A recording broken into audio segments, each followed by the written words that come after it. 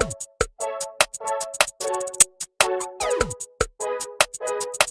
everybody, welcome back to Drug Talk. As always, I'm your host, Garrett Campbell. In today's video, I want to compare two medications, Viagra and Cialis, which are most commonly used, but not always used for, erectile dysfunction. And before I talk about the medication themselves, just keep in mind that this channel is for information purposes only, and not to be used as a source for recommendations for your personal health care. Now, I've put together some slides to go over this information, so let's jump right into it. So before we get into this conversation about these two different medications, Viagra and Cialis, or sildenafil and tadalafil, I first thought it might be a good idea just to show you a quick picture or diagram of both of these medications. Now keep in mind that the markings on the tablets may change based on if you get brand name or generic name, but in general we can see here on the left that Viagra is typically a blue tablet of kind of a shortened diamond shape. On the other hand, Cialis is kind of a golden color, more egg-shaped, a little bit thicker on the bottom.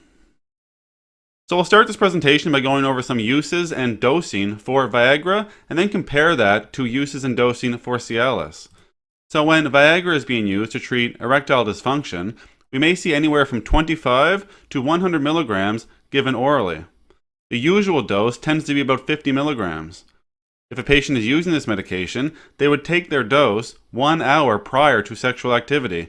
But there is a range here, as patients may take it 30 minutes before sexual activity or up to 4 hours before sexual activity.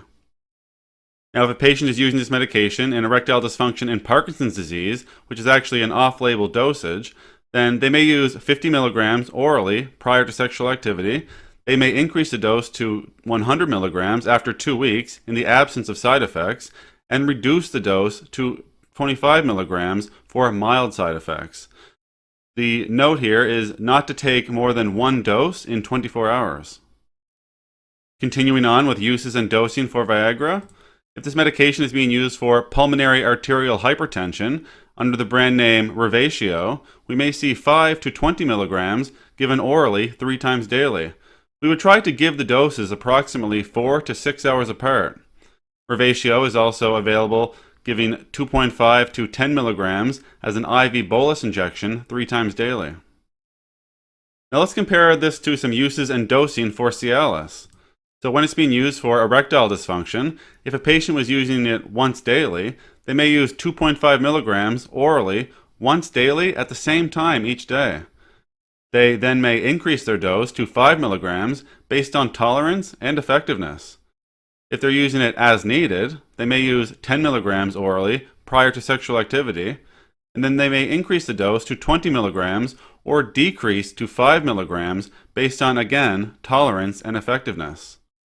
For mild to severe erectile dysfunction, including diabetic patients, they may use 10 to 25 milligrams orally, and this would be an off-label indication.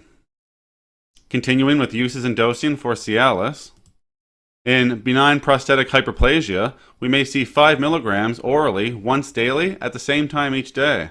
This is for use up to 26 weeks when used with finasteride for initiation of benign prostatic hyperplasia treatment. If a patient had erectile dysfunction in benign prostatic hyperplasia, they would still use 5 milligrams orally once daily at the same time each day. Continuing on, for pulmonary arterial hypertension, under the brand name Adcirca or Aleak, we may see 40 milligrams orally once daily, given with or without food. For this medication under these brands, dividing the dose over the course of the day is not recommended.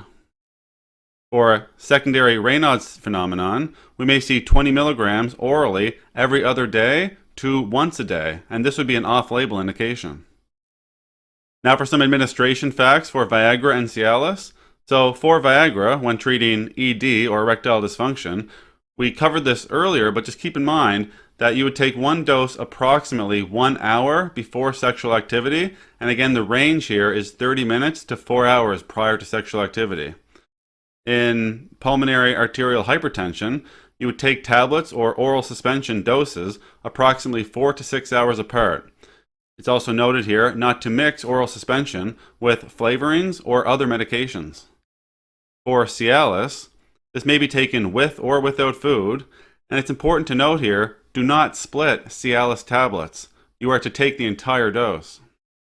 We'll now cover some side effects for Viagra and then compare those to the side effects of Cialis. So some common side effects may be flushing, coming in at 10 to 19%. 3 to 17% of patients may experience indigestion. 16 to 28% may experience a headache. Insomnia comes in at less than 2%. And visual disturbance comes in at 1 to 11% of the time. 4 to 9% of patients may experience nasal congestion. Now keep in mind that for these side effects, the percentages may change based on if you're using the medication for erectile dysfunction or for some other uses, as the dosing may be different. The more serious side effects may be cardiovascular morbidity, a myocardial infarction or a heart attack, decreased hearing, which may happen less than 2% of the time, priapism, which would be a prolonged erection. Now let's compare those to the side effects of Cialis. So starting with some common side effects, we may see flushing come in 1 to 13% of the time, indigestion 1 to 13% as well. Up to 11% of patients may experience nausea, and 2 to 12% may experience a backache.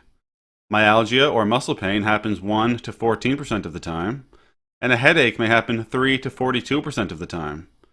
Nasopharyngitis comes in at 2 to 13%, and a respiratory tract infection at 3 to 13%. Now some more serious side effects would be angina pectoris, coming in less than 2% of the time, myocardial infarction or heart attack, tachycardia or a rapid heart rate, Stevens-Johnson syndrome, retinal artery occlusion, thrombosis of the retinal vein, or decreased hearing. On this next slide, talking about half-life, I just wanted to throw this in there just to kind of really show the difference between these two medications in terms of how long their effects would last. So a half-life is the time it takes for the concentration of a medication in systemic circulation to decrease by 1/2. So Viagra, its concentration would decrease by half after 4 hours. For Cialis, its concentration, again in systemic circulation, would decrease by half in 15 to 35 hours. So we can see here by comparing the two numbers that Cialis, its effects should last much longer than the effects of Viagra. We'll now discuss availability for Viagra. So under the brand name Revatio, it's available as an intravenous solution coming in at 10 milligrams per 12.5 ml. This medication is available as an oral powder for suspension coming in at 10 milligrams per ml, and as well as an oral tablet at 20 milligrams. Brand name Viagra is available as an oral tablet coming in at 25 milligrams, 50 milligrams, and 100 milligrams.